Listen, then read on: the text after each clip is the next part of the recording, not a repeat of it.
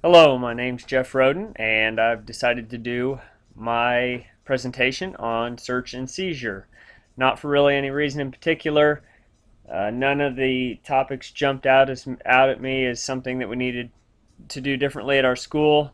This one just kind of interested me, so I decided to go with it for the presentation. The first thing that it kind of talked about in the text was that since students enjoy many of the same constitutional rights as adults, they are granted protection against unreasonable search and seizure. And that should be the case. They should be protected by adults. We shouldn't be able to just go and search through their things because we think something fishy is going on or something like that.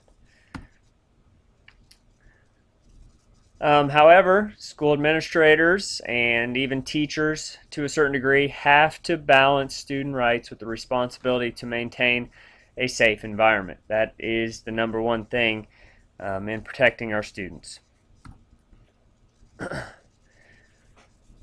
Reasonable suspicion. You've got to have reasonable suspicion to be able to do any kind of search and seizure. And according to the website I have listed at the end of the presentation, the Cornell University Law School site states that a reasonable suspicion exists when a reasonable person under the circumstances would, based upon specific and articulable facts, suspect that a crime has been committed. Okay, or in the case of a school setting, that a school rule or policy has been violated. Student desks. Desks should never be searched based on a hunch. If a teacher is guessing that something has happened, or a school official, but rather reliable information that would lead them to believe that school rules have been violated.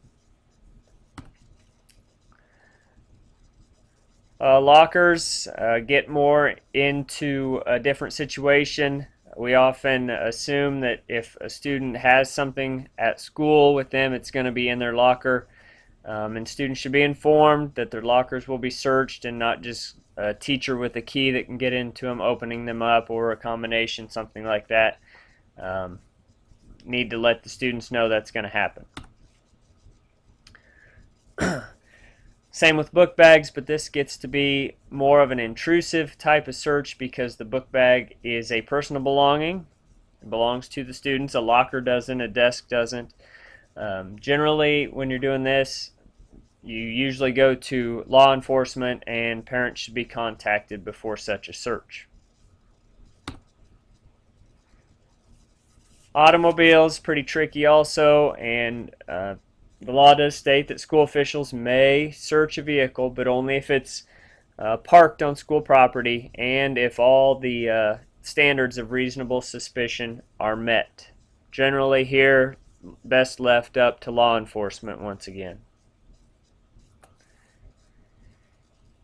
And personal or body searches, sometimes known as pat-downs, really definitely should be avoided in the school setting unless deemed absolutely necessary, like if you feel they have a weapon on them or something like that.